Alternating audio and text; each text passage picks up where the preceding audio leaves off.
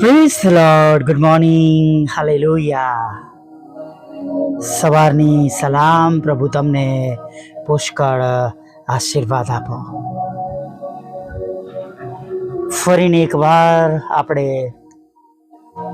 પ્રભુનું પવિત્ર નામ લેવાને માટે તેમની સમક્ષ નમી શક્યા છે. ગીત શાસ્ત્ર 121:3. તે તારા પગને ડગવા દેશે નહીં, તારા રક્ષક ઊંઘી જનાર નથી. Praise the lord. હાલેલુયા. ઘણી બધી વખત આપણે જીવનમાં ડગી જઈએ છીએ નહીં, અમુક માઠા સમાચારથી, ઘણીવાર આપણી હેલ્થના લીધે, ઘણીવાર અમુક પ્રશ્નો આપણા જીવનમાં બને છે, ઘણીવાર અચાનક જોબ ચાલી જાય છે, ઘણીવાર જોબમાં અચાનક અગમ્ય પ્રશ્નો આવી જાય છે, નાણાકીય રીતે મુશ્કેલીઓ ઊભી થાય છે, કદાચ જરૂરી નાણાં મળતા નથી કે જરૂરી લોન મળતી નથી, અચાનક પગારમાંથી કોઈક નાણાં કપાઈ ગયા.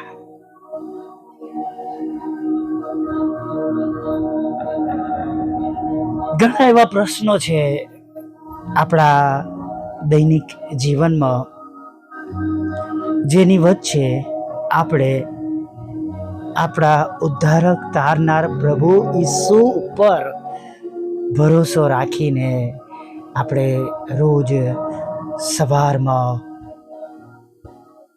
આપણો વધસ્તંભ ઊંચકીને ચાલવાનો છે, બીજાઓને માટે નમૂનારૂપ થવાનું છે,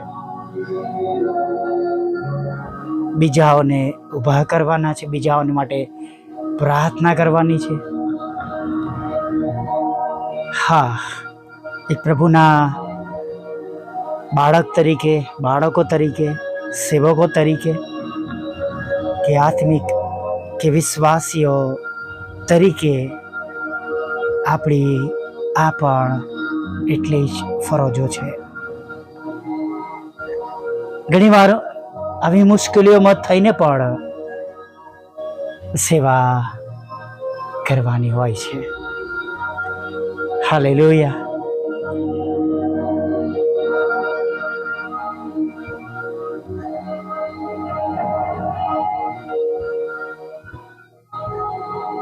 બે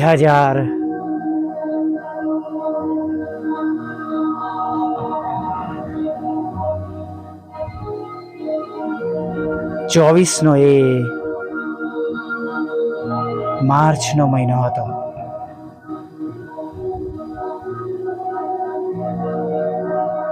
અને એ રિપોર્ટ બાયોપ્સી આવ્યો હતો. હું બજારમાં બહુ આનંદ સાથે પ્રભુનો આભાર માનતા શાકભાજી ખરીદી રહ્યો હતો. નીલાબેનનો ફોન આવ્યો.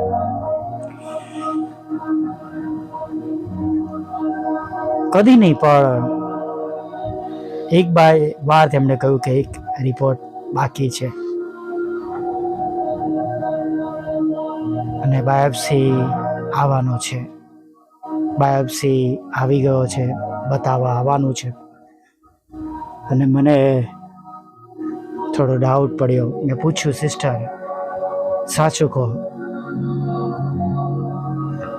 તેમણે કહ્યું કે પોઝિટિવ કેન્સર છે, એસોફેસ અન્નનળીને કેન્સર છે. અચાનક જાણે મારા પગ નીચેથી જાણે જમીન ખસી ગઈ, ચક્કર આવવા લાગ્યા. થોડી વાર તો વાહનમાં બેસી રહ્યો.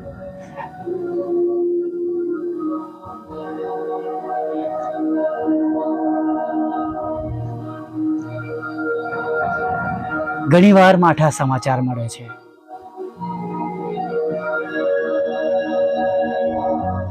અને એવા સમયોની અંદર પણ આપણે પ્રભુનું કામ કરવાનું છે. આપની પાસે પણ એવો સમય હશે, એવો ટાઈમ આવ્યો હશે જેમાં તમે પ્રભુની પાછળ ચાલવાનું છોડ્યું નહીં હોય. તમે હૃદયથી દુઃખી હશો, પણ તમે દર રવિવારે પ્રભુ મંદિર ગયા હશો, રોજ પ્રભુની આરાધના કરી હશે.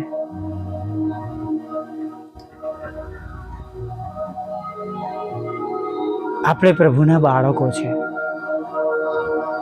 વચન કે છે જેઓ ભક્તિભાવથી ચાલવા માંગે છે તેમના પર મુશ્કેલીઓ રહેશે, સંકટો રહેશે, તકલીફો આવશે. અને માટે આવી બધી બાબતોને લઈને દુઃખી થયા કરતા, નિરાશ થયા કરતા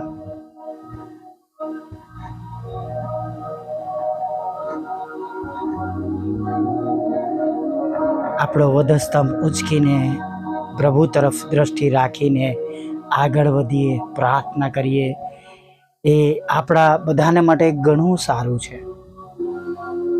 હિંમત આપનારું છે, બળ આપનારું છે. એ પ્રશ્નોમાંથી પ્રભુ બહાર કાઢનાર છે. Hallelujah, praise the lord. ખરેખર પ્રભુ બહાર કાઢનાર છે.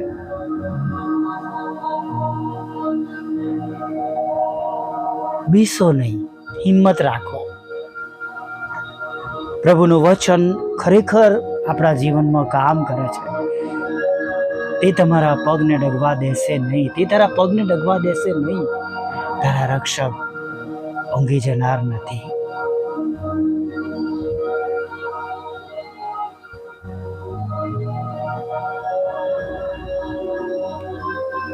ઘણી વાર એવા પ્રશ્નોમાંથી પસાર થવું પડ્યું છે.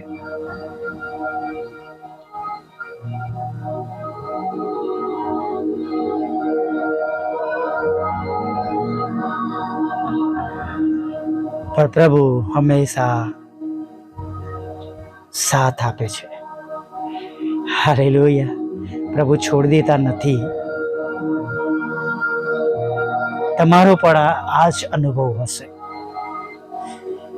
વિશ્વાસમાં નબળા ન પડીએ, હિંમતવાન બનીએ, મજબૂત બનીએ. અને કોઈ પણ રીતે ગભરાઈએ નહીં.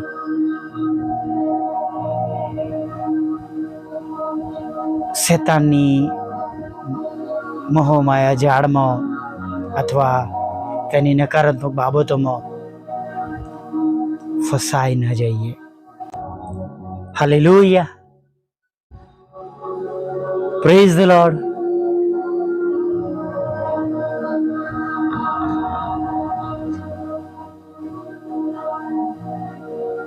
પ્રભુનું વચન કહે છે કે હું તને તજી દઈશ નહીં અને મૂકી દઈશ નહીં, હું તને છોડી દઈશ નહીં. Praise the lord. માટે વિશ્વાસ સાથે આગળ વધીએ. Hallelujah, praise the lord. પ્રભુની સ્તુતિ કરતા આગળ દિવસમાં આગળ વધીએ.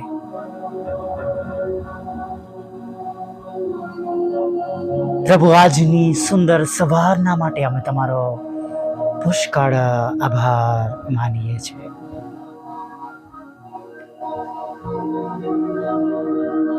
પ્રભુ કઈ પણ એવી બાબતો તમારા બાળકોના જીવનમાં બની છે, થઈ છે, દુઃખી છે, હતાશ છે, નિરાશ છે, નબળા થયા છે, કમજોર થયા છે, નિરાશ થયા છે, આંસુ સારી રહ્યા છે,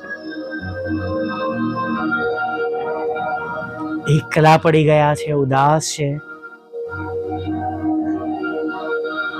પ્રભુ આજે એવા ઘરોની તમે સવારમાં મુલાકાત લેજો.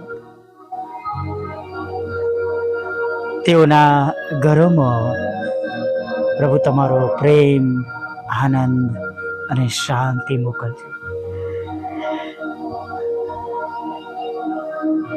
અને ખાસ પ્રભુ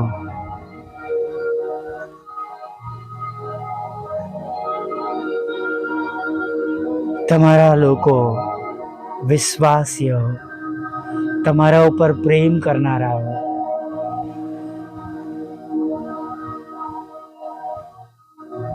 પ્રભુ તેઓને તમે મજબૂત રાખજો, ટટ્ટાર રાખજો. હા પ્રભુ, અમે વચન જાણીએ છીએ કે ન્યાય માણસને માટે ઘણા દુઃખ આવશે, પણ તે પડી જશે નહીં. અને પ્રભુ એમ તમારા વચન પ્રમાણે તમે તેમને જીવાડો, હિંમત આપો, બળ આપો. જે પણ રીતે તેઓ નબળા થયા હોય, નબળા પડ્યા હોય, દુઃખી હોય, નિરાશ હોય, હતાશ હોય, પ્રભુ તમે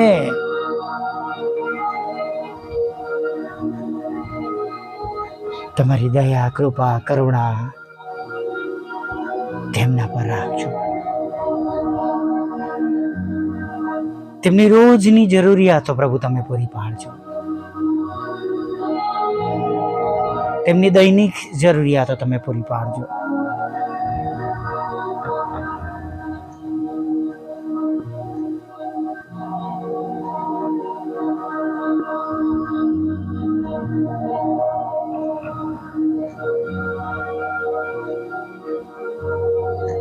ખરેખર પ્રભુ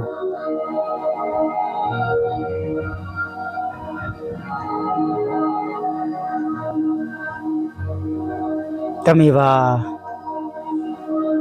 પ્રભુ છો કે જે અમારા વિશ્વાસ પ્રમાણે કામ કરો છો.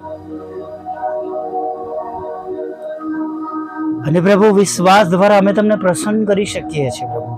એના માટે પણ પ્રભુ અમે સ્તુતિ કરીએ છીએ પ્રભુ. જે સમયમાં, જે પળમાં, જે પ્રશ્નોમાં, જે બીમારીમાં કે જે દુઃખમાં તમારા બાળકો તમને વિશ્વાસુ રહ્યા છે, તમે આજે તેમના ઉપર તમારું મુખ ઉઠાવજો પ્રભુ. તમે તેમનું રક્ષણ કરજો પ્રભુ. તેમના મુખ પર તમારો પ્રકાશ પાડજો. તમે તેમને શાંતિ આપજો. અને જે કોઈ બાબત હોય પ્રભુ, એ બાબતમાંથી તમે એમને હંમેશાને માટે છોડાવી લેજો. તેમની જોબને આશીર્વાદિત કરજો, તેમના આવકના સાધનને આશીર્વાદિત કરજો, તેમના બિઝનેસને આશીર્વાદિત કરજો, તેમને લગ્નનો આશીર્વાદ આપજો, બાળકનો આશીર્વાદ આપજો. તેમની વિરુદ્ધના લડાઈ ઝઘડા, કોર્ટ કેસ, FIR, ખોટા તુમ્મતો, ફેમિલી કોર્ટ અને પતિ પત્નીના લડાઈ ઝઘડાને પણ પ્રભુ તમે દૂર કરજો પ્રભુ. અમે એવી પ્રાર્થના કરીએ. કુટુંબો શૈતાન તોડે નહીં એના માટે અમે પ્રાર્થના કરીએ છીએ પ્રભુ. માંદગીના બિછાના પર છે પ્રભુ, પ્રભુ તેઓ સાજા થાય. 39 ફટકામાં તેઓ સાજા થાય. તમે તેમના પાપને પણ માફ કરો પ્રભુ. અમારા પાપને માફ કરો પ્રભુ અને સાજાપણું આપો પ્રભુ. ખરાબ રસ્તામાં છે પ્રભુ, વ્યભિચારમાં છે પ્રભુ, દારૂ, જાત જાતના નશાઓમાં છે, ખરાબ આદતોમાં છે પ્રભુ. કૃપા કરીને તેમનો આત્મા નાશમાં ના જાય, તેમને બચાવી લેજો. જેમને વિદેશ જવું છે તેમના માર્ગોને તમે સફળ કરો, આશીર્વાદિત કરો. અશક્ય બાબતોને તમે શક્યતામાં બદલી નાખો પ્રભુ. જુદી જુદી પરીક્ષામાં પાસ કરો, IELTS બેન્ડ આપો પ્રભુ. નોકરીના પ્રમોશનને માટે હોય કે ભણવામાં પ્રભુ હોય કે પ્રભુ ડિગ્રી માટે હોય, ગ્રેજ્યુએશન માટે હોય પ્રભુ, તમે દરેક પરીક્ષામાં તમે તેમને પાસ કરજો પ્રભુ. તમારી સેવિકાના ખેતરમાં પ્રભુ અવૈધ નામો પ્રભુ નાખવામાં આવ્યા છે પ્રભુ.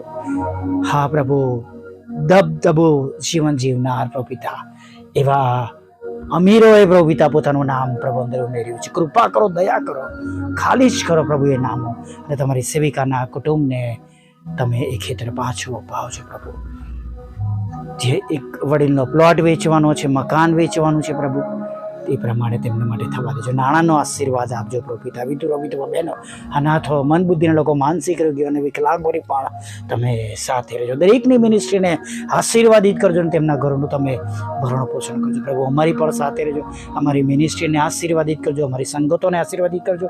આજકાલ પ્રભુ જે બધી બાબતો રૂપ ચાલી રહી છે એને પણ તમે દૂર કરજો. નેહેમિયાની જેમ અને યોબેશની જેમ પ્રભુ, અને હિચકિયા રાજાની જેમ અમારી બંને બાબતો પ્રભુ પ્રાર્થનાઓમાં સાંભળીને જવાબ આપજો. નાના મોટા પાપ ગુનાઓ માફ કરજો, અને સાચે આભાર માનતી લીલાઓ માગતા પ્રભુ ઈસુ માટે સાંભળો, દેવ બાપ માન્ય કરજો. આમીન, આમીન, આમીન.